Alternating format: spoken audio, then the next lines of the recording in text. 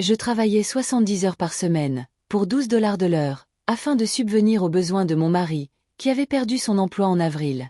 Je croyais sincèrement qu'il comprenait pourquoi j'étais si rarement à la maison, pourquoi j'étais épuisée, pourquoi l'intimité et la sérénité avaient disparu de notre quotidien.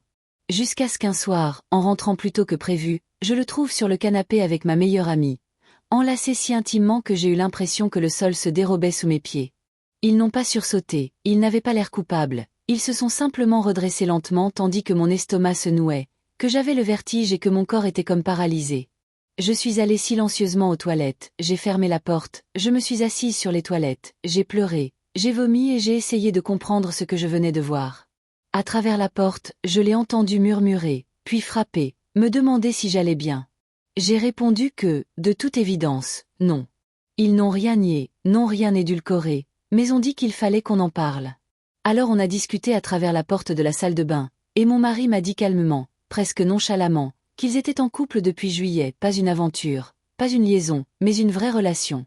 Ce mot m'a obsédé, et tout le reste s'est estompé, car je pensais que le mariage était censé être précisément cela, une relation entre deux personnes.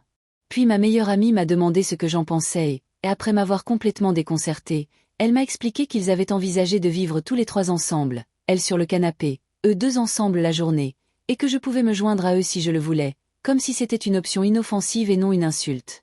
Je lui avais déjà dit qu'elle pouvait rester chez nous en cas d'urgence, car elle avait elle aussi perdu son travail, mais jamais dans ces circonstances, jamais au sein d'un triangle amoureux que je n'avais jamais souhaité, et à ce moment-là, je me suis demandé qui était la plus idiote, elle ou moi.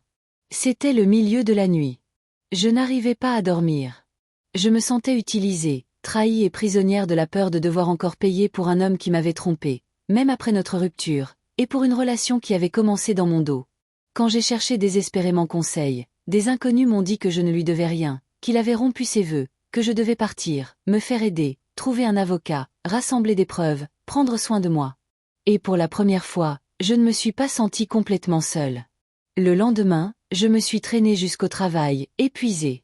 Mon supérieur m'a regardée, m'a écoutée, m'a emmenée dans son bureau et m'a dit calmement de trouver un avocat et de gérer l'affaire discrètement. Il m'a accordé un congé pour cela. Mon mari a dormi sur le canapé, mon ancienne meilleure amie m'a envoyé des messages que j'ai ignorés, et j'ai commencé à dire adieu à la vie que je croyais mener.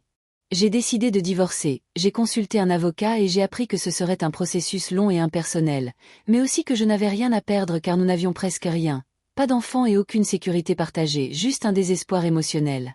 Après le décès de ma mère, dont l'absence me pesait terriblement, je suis retournée vivre chez mon père, dans ma chambre d'enfance. Là, au milieu des souvenirs, du chagrin et d'un soutien discret, j'ai peu à peu compris que la sécurité peut parfois surgir des endroits les plus inattendus. Des amis m'ont aidé à déménager, par prudence et pour ma propre protection. Et même si mon mari n'avait jamais été violent, je ne voulais prendre aucun risque. J'ai rompu tout contact avec mon ancienne meilleure amie. J'ai appris par d'autres combien de fois elle avait trahi ma confiance et j'ai accepté que certaines blessures soient irréparables.